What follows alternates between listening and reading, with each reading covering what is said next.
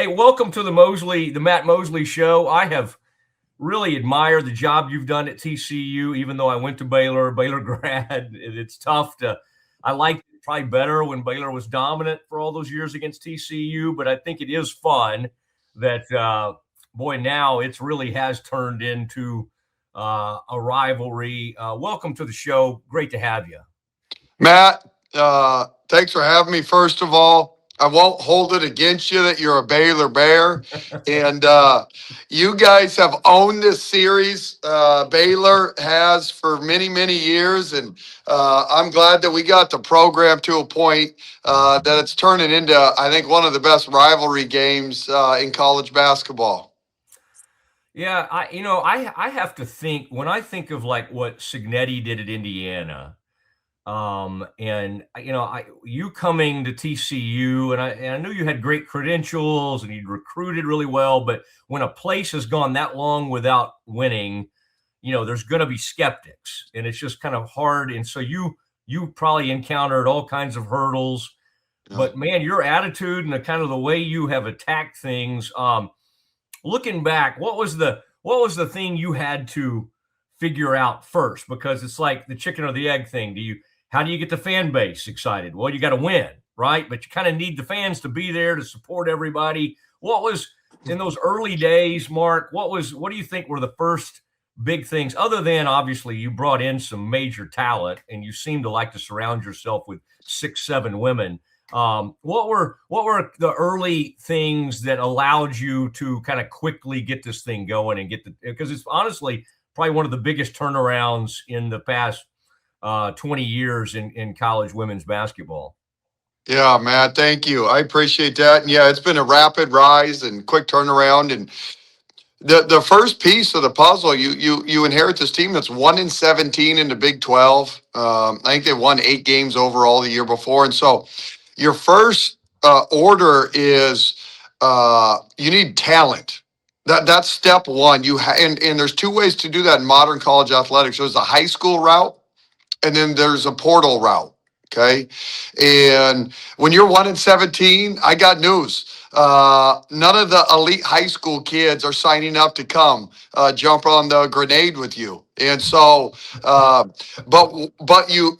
high school recruiting, you need, if you want to eventually get the elite high school kid, you need to dive into it with the younger age groups and recruiting classes. So you start doing that. But the only way to get the thing out of the hole at a Power 4 level is the portal. And so we dove into that and studied that market. And we got very fortunate with some kids over the last 2.5 years. Matt, and I don't know if you know the breakdown. We signed 18 portal players. We have signed 6 in each recruiting class, so 6 each year. And we've gone from a 1-17 team to last year, obviously the pinnacle, and going 34-4. Yeah, it's remarkable, and now of course the fans love that stuff, and they like getting on board, and you've seen that, and Baylor is a different animal. Yep. Nicki Colleen's done a really nice job, but you honestly followed the right situation. You followed a place that had struggled mightily, and you've set it on fire and got it going a little bit. Nicki does the thing they say not to do, right? Follow in step and follow a legend. And of course what Kim's done at LSU and everything. What have you you probably knew, and all y'all have crossed paths. What did you know about Nicki, and then what have you kind of seen about Baylor's program? Obviously you got these last 2 wins against her, but what stands out about the Baylor program right now? Yeah, good question. Well, actually, we got 3 in a row. Last year, we ended up winning the 2 league, and then we battled in the Big 12 championship. I'm sorry I charged you one. I'm trying to, as a Baylor guy, I'm trying to, not play these things up too much. Yeah. She has. So first of all, there's obstacles with and benefits with taking over a program that has great tradition, that has a built-in fan base, that has money and supporters. And there's obstacles that come with that. So it's fast. I study this stuff. I study new head coaches. I absolutely love it. college football, men's basketball, women's basketball. And so my whole career I've studied this stuff. And so her following Mulkey and inheriting that program, there's huge benefits, but there's a lot of pressure and stuff that comes with that you have to overcome. Taking over at TCU, you have zero fan base, you have no resources, no NIL money. You're building the thing from scratch, but there's no expectations either. And so each one of those are completely different dynamics, and I think each one of them come. We can dive into it, but they each come with different challenges. How do you go after someone like Olivia Miles? You've had great success in the portal. She's one of the most recognizable players in college sports. Boy, Haley the year before, people that are extremely well known. But obviously, you would have a ton of people that would want a player of that caliber. What is your pitch when you're going after somebody of that caliber? Because each year you seem to add one of those kind of superstars, and then you put some really other good players around them. But because I know you probably have some great donors, but it's not like these schools are putting all their rev share into women's basketball. So how do you do these things? Matt, that's a secret sauce, man. You want me to give away? Yes, please. How do we do this? Listen, well, there's a lot of things that go into that in modern day college athletics. I was fortunate to spend 7 years at the University of Oregon and help Coach Graves. We built a juggernaut there and had the number one team in the country. And so as you're doing that, I had the opportunity to recruit the best players from all over the world. And the best of the best, and you build a web and a network in the relationship aspect. And so when I was at Oregon, I got a chance to recruit Haley Van Lith. I got a chance to recruit Olivia Miles, and not just those ones, but the best players around the world. And so, never in a million years when I was at Oregon did I think 5 years later I'd go to Sac State, go to TCU, and Olivia Miles would end up in the portal. But how you treat people, the relationships you build, the web you connect with in the women's basketball circle, and then that's part of it, And then I think our style of play.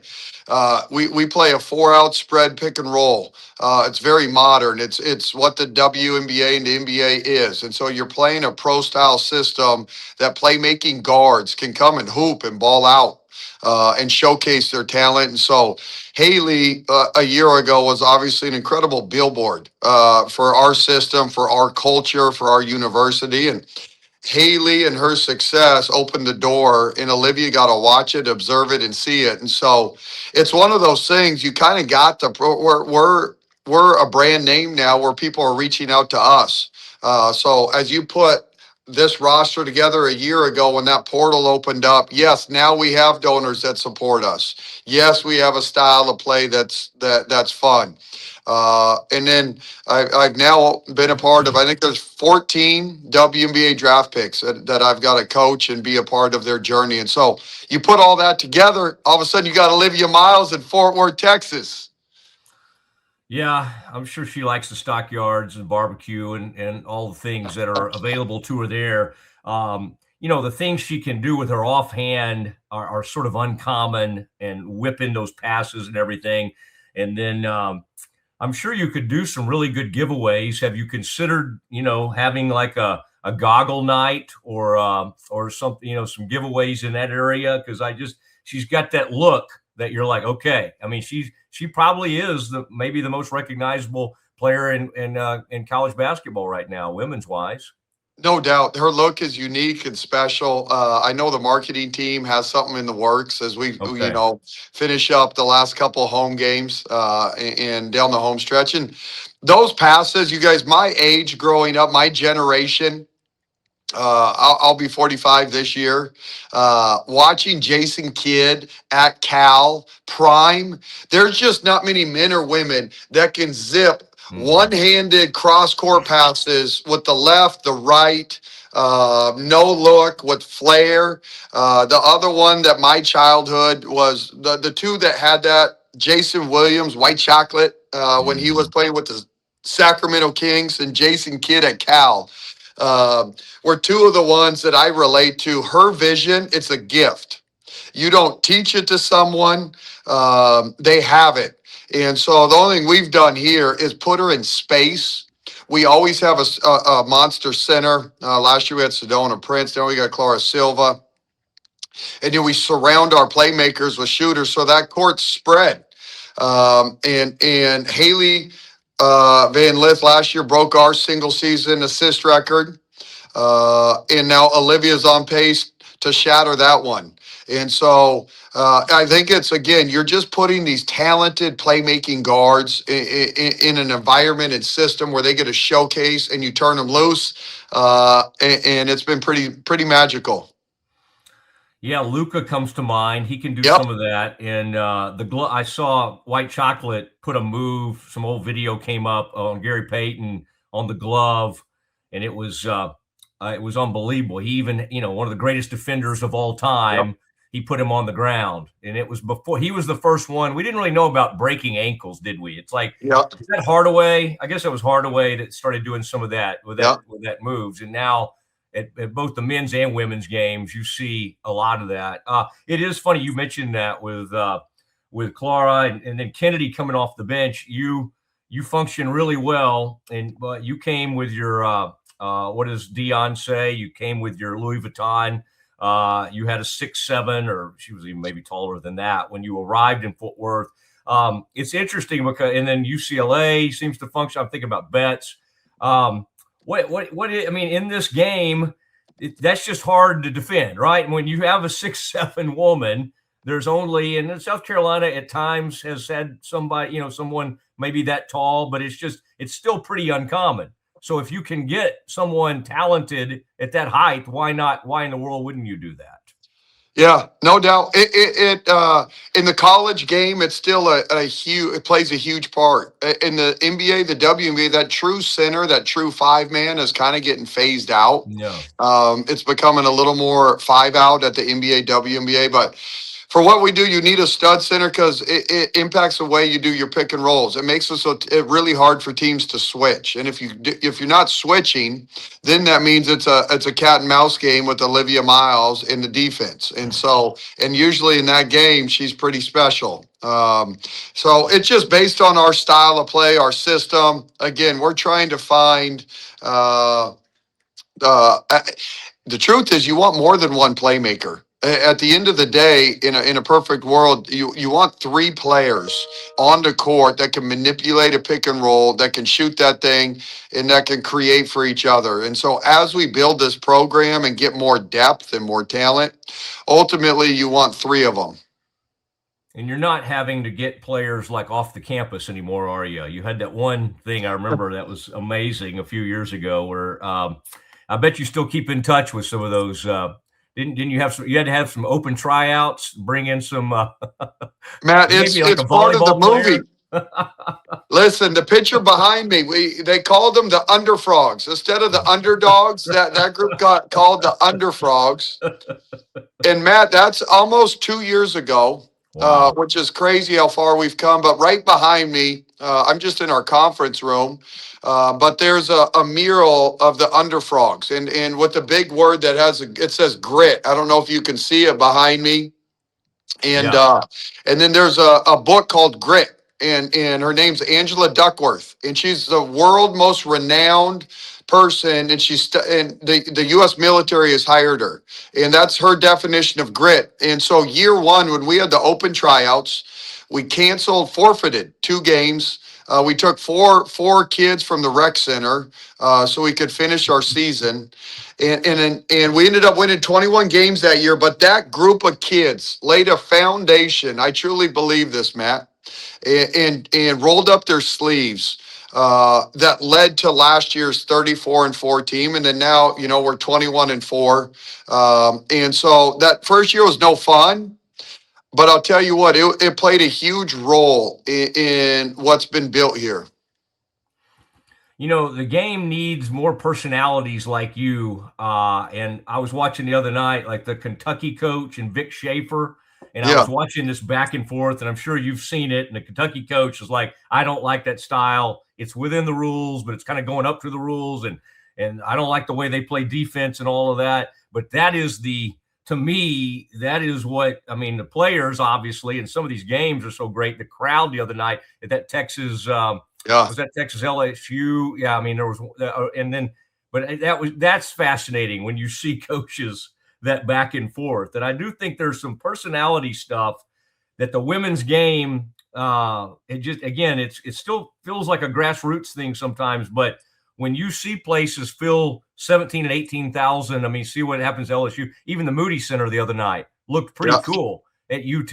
And think about how long it's been since UT women's basketball. Jody had it rolling, and then it was kind of in the wilderness for a while. That's got to be pretty cool for you to see and turn on a game and see the University of Texas, which is usually a wine and cheese crowd, kind of amped up, ready for women's basketball.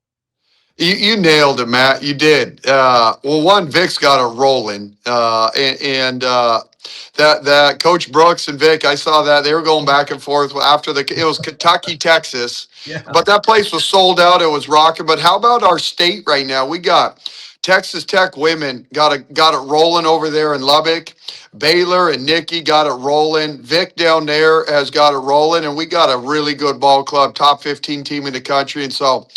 There's 4 programs in our state right now on the women's side that have special seasons going, and it's fun, and some of the best talent on the women's side's in our state, and so it's our job to make sure we keep it here. But I'll tell you what, you won't see me in too many of those back and forth things. I listen. We're gonna go out there and hoop. We're going to go out there, do our pick and roll. We've led last season. We led the country in threes made, and so we shoot that thing.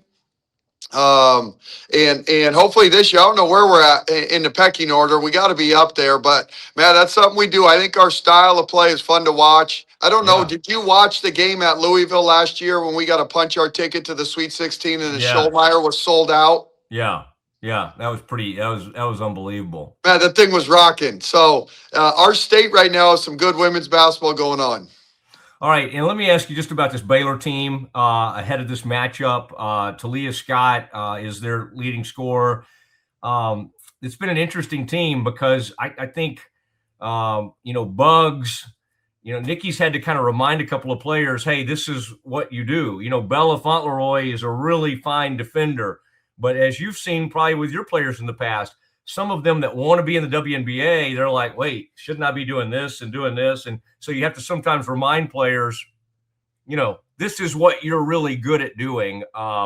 What stands out about this Baylor team? Because obviously they'll play some defense. Now they'll shoot a bunch of threes.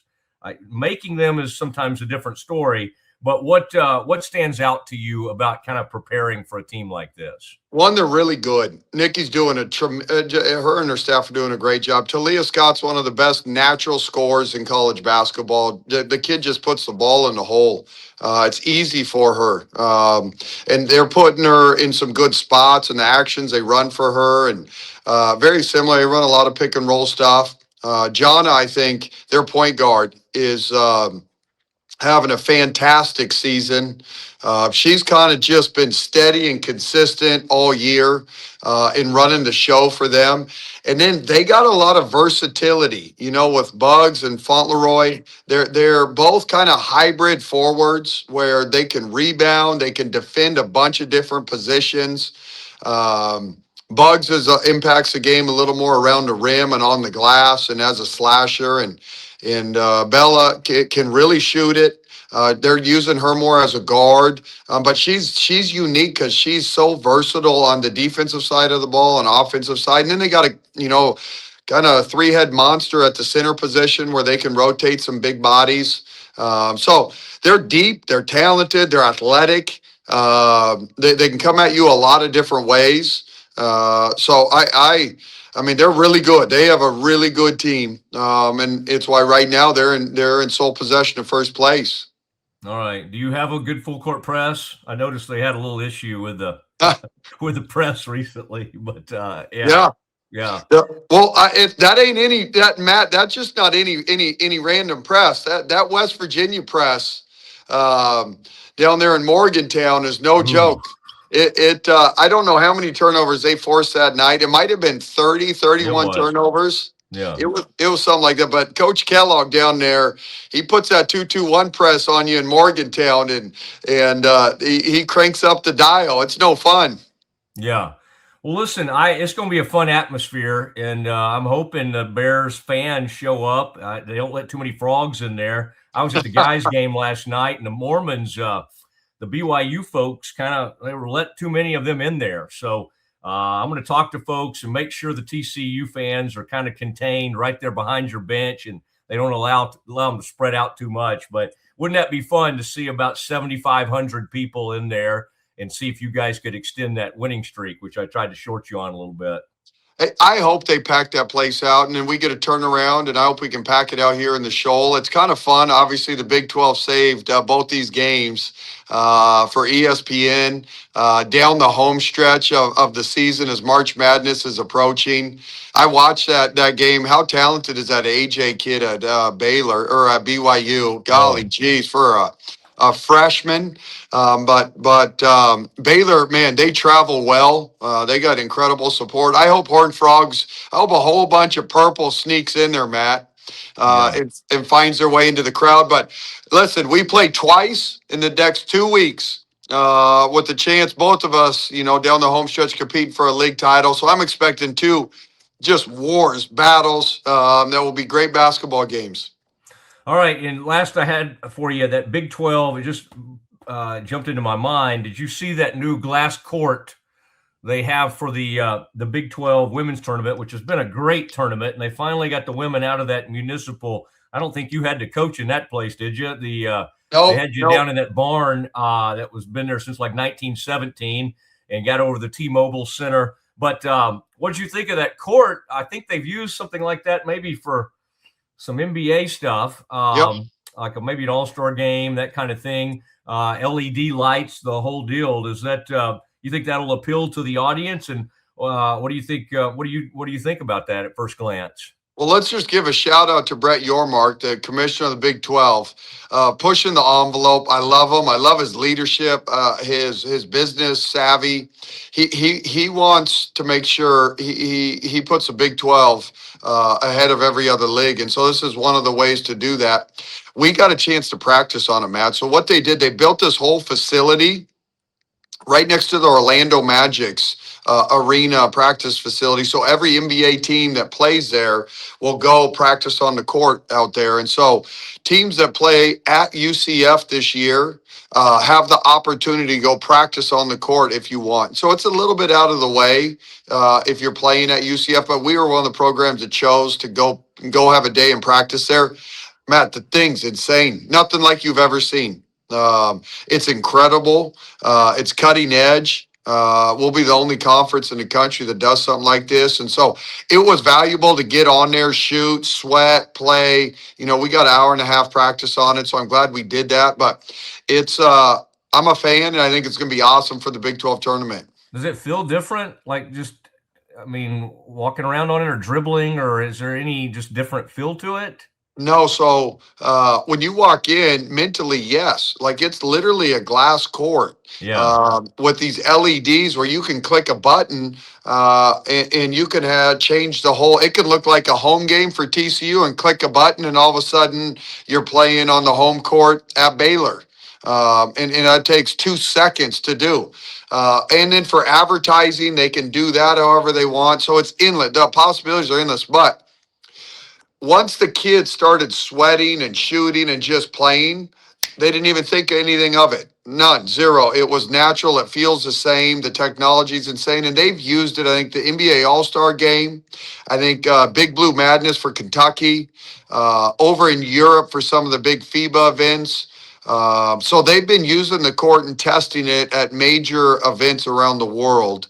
But Matt, it's crazy. Technology's insane. Man, they could barely keep the court swept where I grew up playing in Kaufman, Texas. So a glass court, that is very interesting. Maybe it's easier to clean up spills too, as we saw. Nebraska. It is actually. Oh, that's interesting. Okay. Nebraska ran into some, I don't know if you saw that last night. Yeah, I did.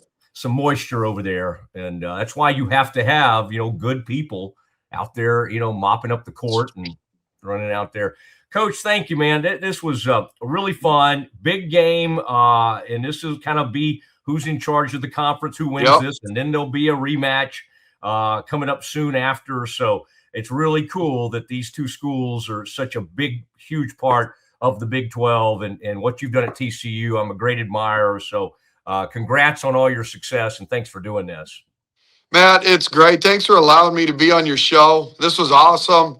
Anytime you want me, you reach out and enjoy the game. Are you going to be there? I will definitely be there. All right. So I may show up and be grilling you with questions afterwards. So I'm sure you'll be wearing some green and yellow. I'm okay with that. Just know we should have a friendly man bet. If we get this done, you might need a purple TCU shirt on your show one of these days. Or I might have to get, gosh, I don't know if I could do that. It's about as close to purple as I can get, this blue shirt. Maybe I'll agree to get the Mark Campbell, the high and tight haircut. Maybe if TCU wins. All right. Hey, thank you. I appreciate it. This was awesome. Enjoy your day. Okay, you do the same. There he goes. Mark.